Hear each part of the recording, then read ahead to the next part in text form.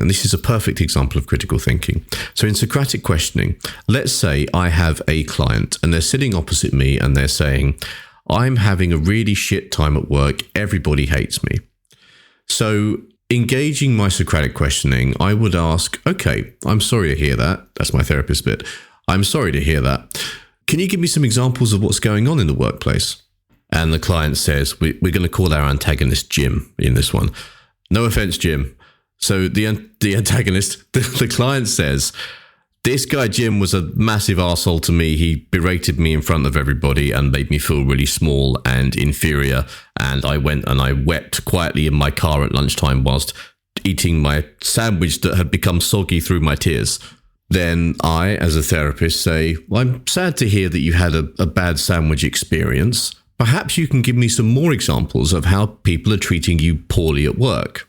And then the client retorts with, the cleaning person had a bit of a moan at me because I left a couple of dirty coffee mugs in the sink and they were a week old and crusty and had little mold and anthrax things growing in them.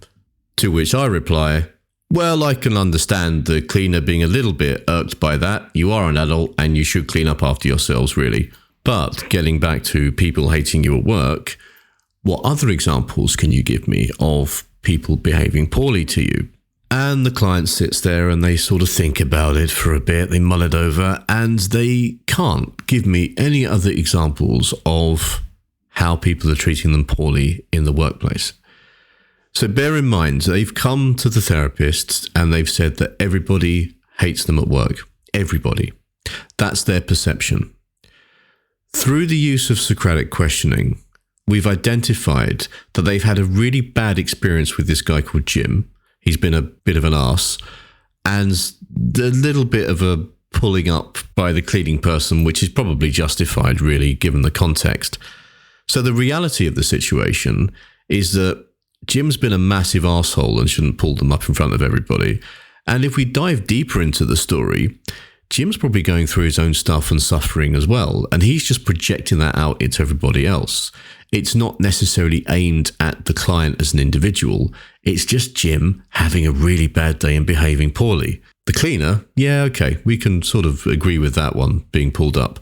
But again, it's not everybody hates them. It's a bad incident with one person, and it's a mild something with another. Their perception does not match the reality. What we're presented with is everybody hates me.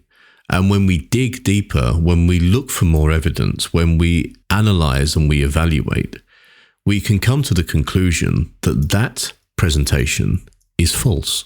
This is what critical thinking enables us to do.